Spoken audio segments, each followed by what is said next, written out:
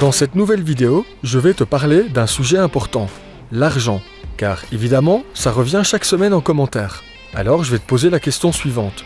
Pour toi, faut-il être riche pour vivre une vie nomade en van aménagé? N'hésite pas à partir de maintenant à me partager ton avis en commentaire.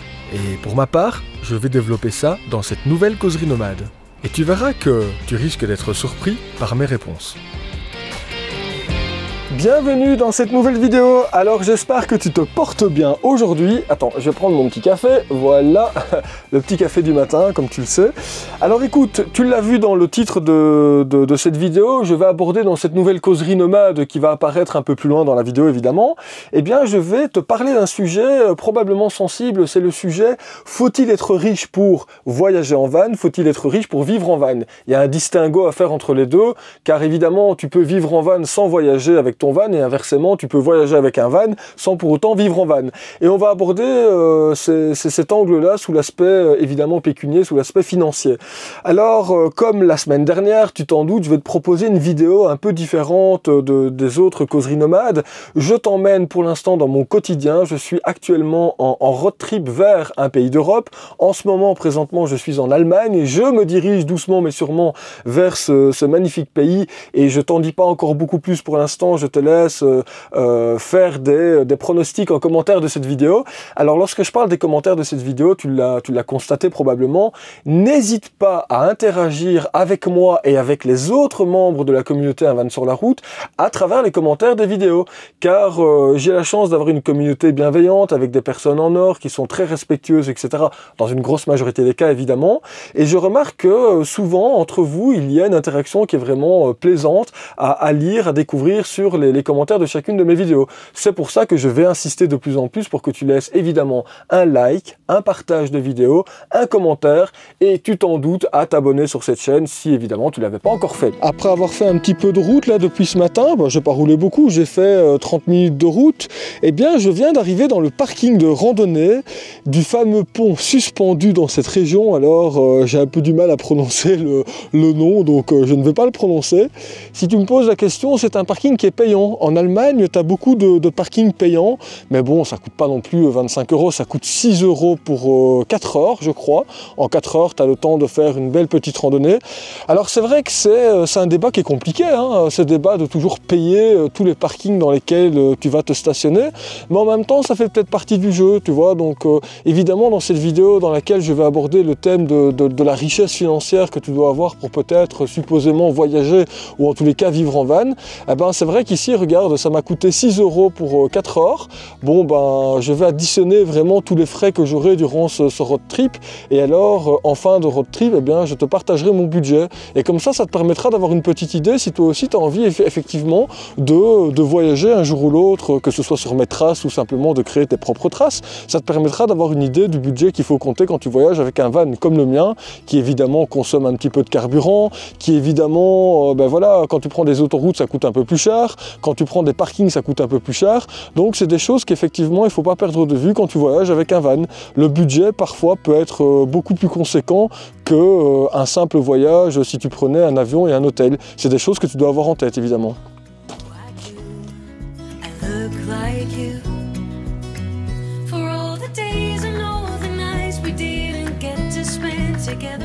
Comme tu le sais, de mon point de vue, c'est important chaque jour de pouvoir prendre du temps pour soi, pour vivre l'aventure. Et aujourd'hui, je t'emmène voir une passerelle suspendue dans le vide et tu verras que l'endroit est vraiment surprenant. Après avoir refermé correctement le van, il est maintenant temps de rejoindre cet endroit.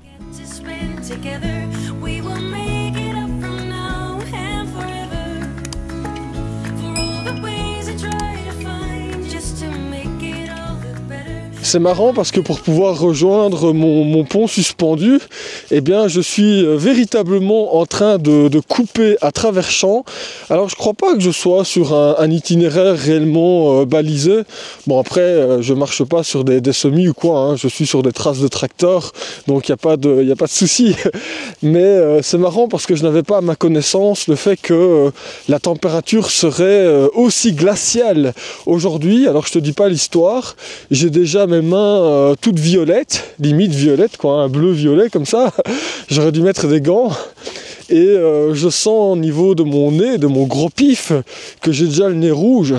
Mais c'est pas grave, tu sais, c'est quand tu viens faire ce genre de randonnée comme ça avec une météo glaciale, eh ben c'est là que tu te rends compte que tu es bien vivant, et je peux te dire que ça fait du bien de se sentir vivant, ça fait du bien de marcher comme ça. La marche, c'est probablement la meilleure des thérapies, comme j'ai tendance à le répéter.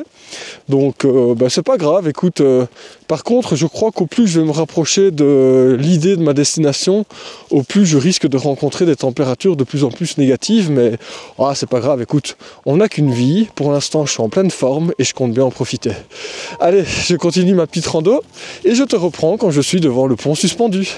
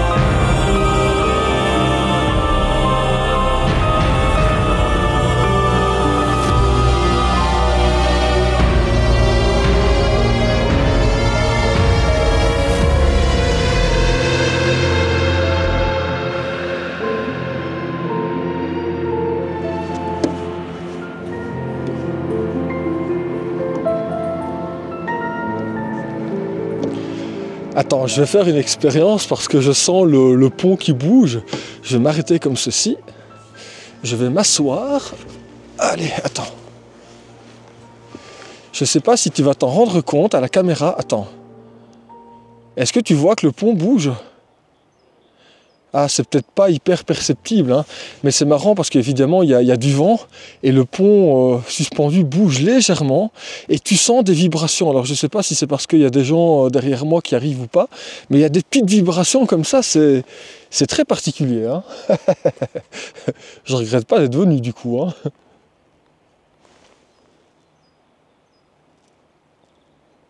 Bon ben ici je suis en train de faire une petite promenade dans la forêt, hein, autour du pont suspendu. Je peux te dire que c'est quand même vachement agréable de se retrouver dans ces environnements.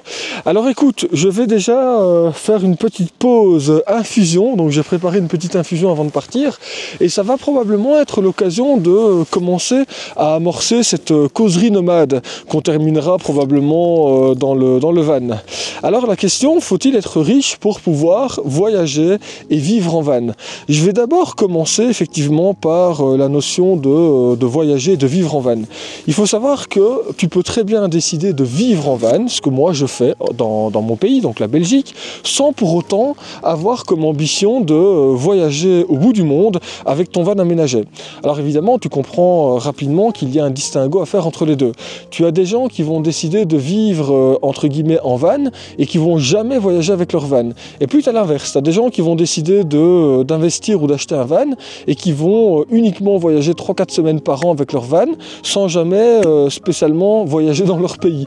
Tu vois qu'il n'y a pas de mode d'emploi et il n'y a pas de règles. Alors on va d'abord parler ici du fait de vivre en van. Moi j'ai décidé il y a un peu plus de 7 ans, bientôt 8 ans d'ailleurs, j'ai décidé de vivre dans mon pays mais simplement de choisir le van aménagé comme étant, si tu veux, une sorte de logement alternatif, ce qui me permettait évidemment de diminuer les coûts par mois pour me loger. Tu sais, à partir du moment où tu dois payer, je sais pas moi, un crédit hypothécaire ou alors un loyer, que tu dois rajouter des charges pour le gaz, l'électricité, l'eau, etc. Eh bien, aujourd'hui, dans notre société, on arrive rapidement à des montants assez exorbitants.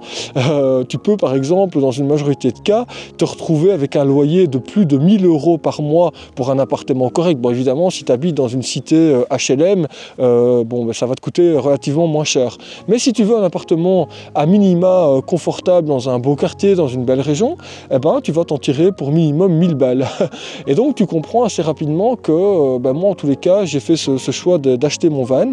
Il m'a coûté à l'époque 9200 €, et ensuite j'ai injecté je crois 5-6 000 € pour l'aménager. Ce qui fait que mon van m'est revenu en coût de revient hors main d'œuvre évidemment vu que je l'aménageais moi-même, il m'est revenu plus ou moins à 15-16 000 €. Alors c'est vrai que tu vas peut-être te dire que c'est beaucoup, mais quand tu vois évidemment le prix qu'un loyer ou qu'un crédit hypothécaire, si tu as acheté ton appartement ou ta maison, quand tu vois ce que ça peut te coûter, bah finalement 15 000 € que j'ai investi plus ou moins à l'époque pour finalement y vivre depuis plus de 7 ans, bah tu comprends rapidement que c'est pas un prix exorbitant, hein.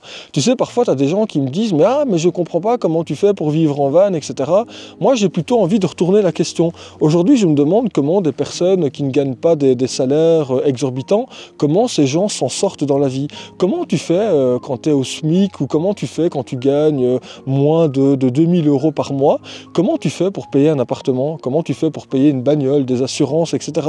pour manger correctement? C'est plutôt cette question-là qu'il faut se poser. Finalement, quand tu décides de vivre comme moi en van, bah normalement, tu décides de vivre en van pour augmenter ton pouvoir d'achat, car évidemment, les frais sont complètement différents. Après, attention, hein, ça coûte quand même de l'argent, hein. Parfois, je me pose même la question, parfois je me dis, tiens, ça me coûte peut-être plus cher qu'avant. Mais ça dépend de plein de paramètres.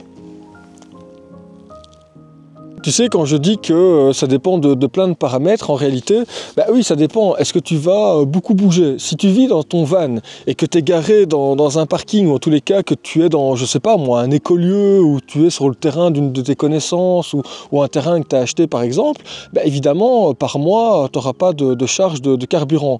Maintenant, si comme moi, tu roules tous les jours et que ton van est probablement le seul moyen de locomotion pour toi, bah évidemment, moi, mon van, il consomme 12 litres en moyenne, hein. Parfois c'est un peu moins, parfois c'est un peu plus, ce qui fait que si tu roules beaucoup, bah, tu peux en avoir pour 3, 4, 500 € de carburant par mois.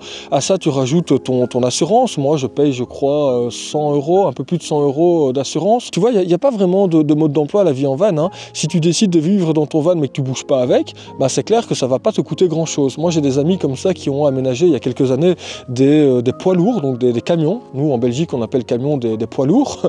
Eh ben, j'ai des amis comme ça qui sont dans des écolieux en Bretagne, qui bougent pas du tout avec leurs poids lourds. Ben, évidemment, ça leur coûte rien. Je crois que ça leur coûte peut-être 40 € de charge pour déposer leurs poids lourds sur un terrain dans un écolieu en Bretagne, mais pour autant, ils n'ont pas vraiment les mêmes charges que moi.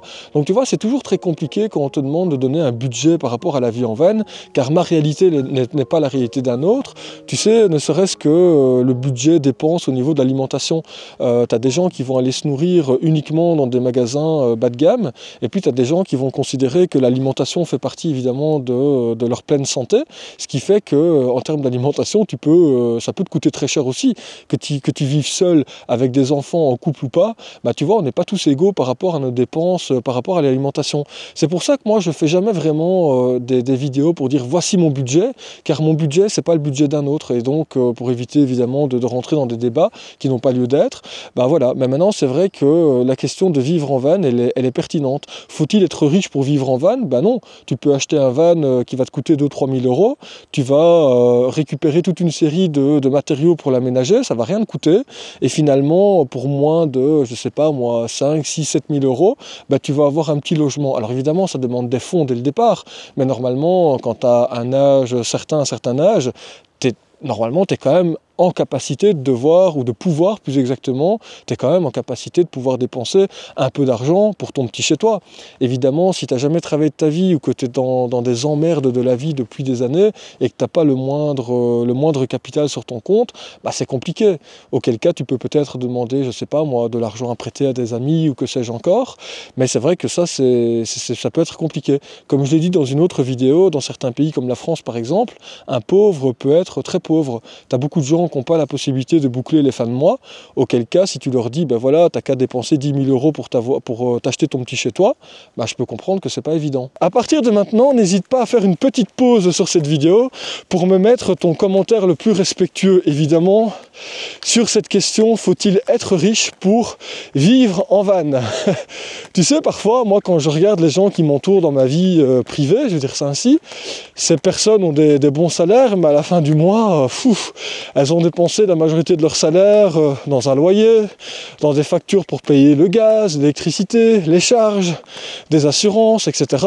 Et si en plus de ça, tu rajoutes une bonne alimentation, car évidemment, bien s'alimenter, ça coûte un pont, ça coûte cher, eh ben, je me dis que aujourd'hui, tu as intérêt à avoir des revenus corrects, minimum, je dirais, minimum 2000 balles par mois, par personne, et encore, je crois que c'est un minimum, parce que si tu n'as pas ça, eh ben, en fait, ça peut être compliqué de boucler les fins de mois, évidemment. Alors je sais que je vais encore me faire passer pour un hurluberlu en disant ça.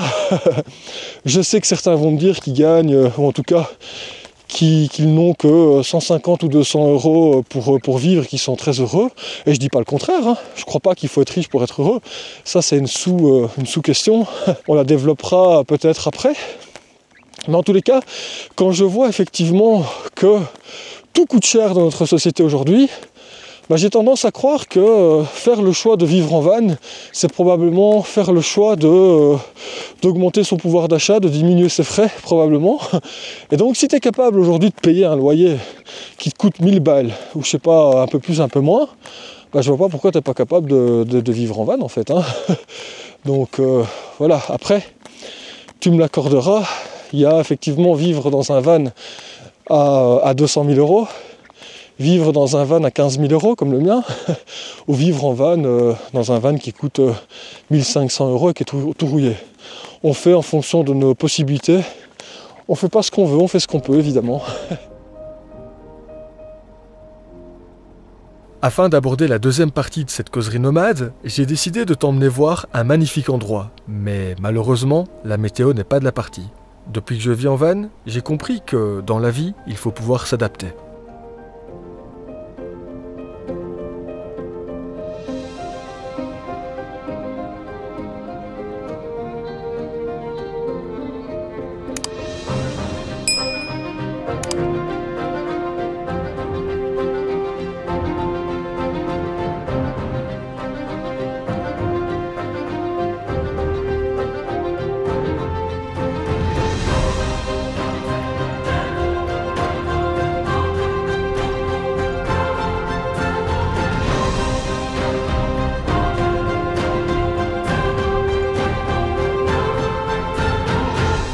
Le temps est vachement couvert, ce qui fait que normalement au loin on aurait dû voir ce fameux château sur ce pic rocheux, ou en tous les cas sur cette petite colline. Et là malheureusement avec ce temps complètement couvert, tu l'as vu, hein, on voyait rien. Une purée de pois. Alors écoute, il est 18 h, le soleil est en train de se coucher évidemment, donc la luminosité est en train de se réduire fameusement, mais c'est pas grave. Écoute, on va quand même aller voir ensemble ce fameux château. Je pense qu'une fois que j'y serai, probablement qu'on pourra y apercevoir quelque chose de sympa malgré cette brume. Et puis si jamais, une fois que j'y suis, je me rends compte qu'on ne voit pas grand chose, tu sais quoi, tu retrouveras évidemment en description de cette vidéo un petit lien qui te permettra de te renseigner sur ce château. Sait-on jamais que tu aurais toi aussi l'envie de suivre mes traces ici sur ce road trip vers une destination encore inconnue pour toi à cet instant T. Allez, ici je pense que j'ai 650 mètres avant de rejoindre le château, et une fois que j'y serai, écoute, je te reprends à ce moment-là. Alors regarde ici, on aperçoit derrière la purée de pois, évidemment quelques enceintes du château. Alors écoute, je continue à marcher ici le long de la route, on verra si j'arrive à être au pied du château. Mais c'est dommage qu'il y ait vraiment cette purée de pois, parce que je crois que ça aurait été super beau à voir avec une belle vue dégagée. Mais bon, écoute, ça fait partie du jeu, hein, qu'est-ce que tu veux. Bon, bah, comme tu peux le voir, j'aurais au moins eu la possibilité de toucher les vieilles pierres du château. Alors évidemment, le château est fermé, hein. Il est un peu plus de 18 h maintenant, le château est fermé depuis 16 h 30 je crois, ce qui fait que même si j'étais arrivé un peu plus tôt, de toute façon j'aurais pas pu te montrer l'intérieur du château. C'est dommage parce que je pense qu'il se visite, et en plus de toute manière, comme tu peux le voir, autour de moi avec cette météo capricieuse aujourd'hui, de toute manière, eh ben, c'eût été compliqué de te faire des belles images, voire même des images de drone. Alors écoute, on va terminer la causerie nomade que j'ai entamée ce matin avec cette sous-question: faut-il être riche pour voyager avec un van aménagé? Alors tu entends par van aménagé toute cette catégorie de véhicules: camping-car, camion aménagé, fourgonnette, qu'est-ce que je peux encore dire de plus moi, enfin oui, donc van aménagé, camping-car, fourgon, camion aménagé, etc., etc., etc. Ok, comme ça les choses sont très claires entre nous. Faut-il être riche pour voyager avec un van aménagé? Eh ben, de mon point de vue, j'ai envie de te dire que non, car comme tu t'en doutes et comme tu le sais, moi ça fait en réalité presque 8 ans, dans quelques mois, que je voyage à bord de mon van. Et oui, c'est peut-être étonnant, mais je voyage dans mon pays, je découvre mon pays et je voyage à travers mon pays. Ça sera d'ailleurs, je te mets dans la confidence, le futur titre de mon livre qui est en pleine écriture en ce moment, mais je t'en parlerai évidemment en temps et heure. Alors je reviens à cette notion, voyager en van aménagé, faut-il être riche? En fait, je pense qu'il faudrait déjà dans un premier temps définir ce qui se cache derrière le mot « je voyage ». Je voyage, ça veut dire quoi je voyage? Je prends un ticket d'avion, je me barre au bout du monde, je suis sur des magnifiques plages de sable doré, je bronze pendant, je sais pas moi, 3 semaines, pardon, et puis je reviens. Bon, si c'est ça le voyage, on n'a pas tous la même définition du voyage.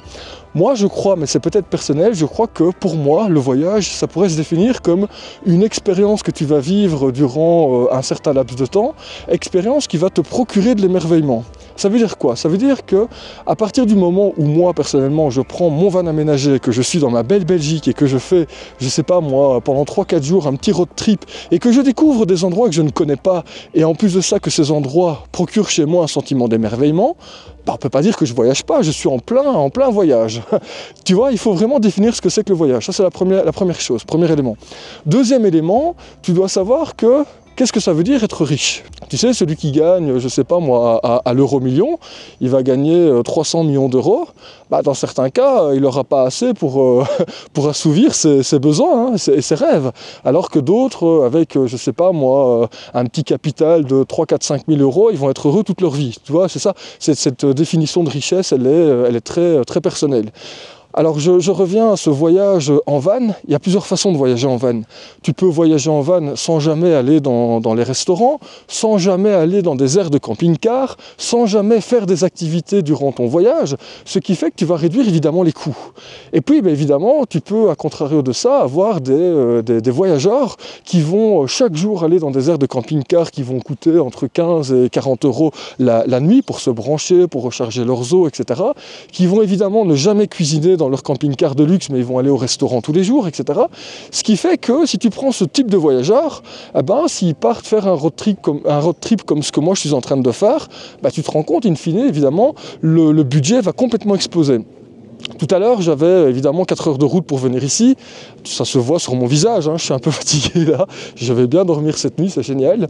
Eh ben, durant mes 4 heures de route, je réfléchissais justement, je me disais, tiens, si je devais définir un budget type pour voyager en van, eh bien, quel serait ce budget? En fait, c'est impossible à faire. Il faudrait réfléchir à un algorithme qui te permettrait de faire ça, mais par contre, on peut quand même donner des fourchettes. Je crois que le voyage en van, bah, dépendamment de la durée, de plein d'éléments évidemment, hein, mais je crois que voyager en van, ça peut coûter entre 300-400 euros jusqu'à 5, 6, 7, 8 000 euros par mois. Ça dépend ce que tu fais. J'ai un ami dernièrement qui est allé en Norvège, je crois, Norvège, Cap Nord, Suède et tout ça. Bah, je crois qu'il a dépensé 5-6 000 euros en 3 semaines de temps. Il a fait que tracer, quoi, tu vois. Et puis, tu as des gens avec 300-400 euros, ils vont voyager pendant des mois et des mois et des mois en Albanie, en Roumanie, ou j'en sais rien. Donc, tu vois, tout ça est très personnel, quoi. Alors, j'en reviens à cette question que je me pose et que je te pose par la même occasion. Faut-il être riche pour pouvoir voyager avec un van aménagé? Ben je pense pas en fait, je pense que ça dépend de ta définition. Et si jamais, ben ça sera peut-être la conclusion de cette vidéo évidemment, et je te proposerai de partager toi aussi ta réflexion sur le sujet. Moi en conclusion, j'aurais envie de te dire que si jamais aujourd'hui tu te rends compte que tu n'as peut-être pas les moyens suffisants que pour voyager, peut-être qu'il faut essayer de trouver une définition différente au voyage. Tu sais, durant la période sanitaire, crise sanitaire, etc., pour ne pas citer le nom horrible qu'on lui a donné, tu as plein de gens qui ont redécouvert leur pays, tu as des gens qui ont pris leur bagnole, qui ont été à 50 km de chez eux, et ils ont été complètement dépaysés. Donc, évidemment, leur notion de voyage, elle a complètement changé, tu vois. Donc peut-être il est peut-être temps de réfléchir autrement. Alors c'est marrant parce que je te parle de ça au moment où moi je suis en train de faire 2-3 000 km avec mon van, alors que depuis des années je prône le voyage à l'intérieur de son pays. Mais c'est marrant parce qu'il y a ce paradoxe qui permet d'ouvrir la réflexion. Donc comme j'ai toujours dit, moi avant de voyager avec mon van, je vis en van. Mais c'est peut-être lié aussi finalement. Alors écoute, voilà, causerie nomade terminée. Hein. Il commence à se faire tard, je ne sais même pas si tu es en train de me voir, je pense que oui. Il commence vachement à faire noir. Alors écoute, moi je vais rejoindre mon van maintenant. Je ne sais pas si cette vidéo t'aura plu ou pas. N'hésite pas à me faire part de ton commentaire le plus respectueux, de tes réflexions évidemment. N'hésite pas à répondre à d'autres commentaires. Et puis moi pour ma part, écoute, tu t'en doutes, hein, il est maintenant temps de te souhaiter de prendre bien soin de toi, hein, comme d'habitude. Et je te retrouve dans une très prochaine vidéo. Et d'ici là, porte-toi bien. Salut. La semaine prochaine pour cette nouvelle causerie nomade, je peux te dire que le spectacle sera au rendez-vous, avec un changement de décor plutôt radical. N'hésite pas, si tu apprécies ce nouveau format, à m'en faire part en commentaire de cette vidéo. Et pour ma part, je te souhaite le meilleur, et surtout, de prendre bien soin de toi. Salut.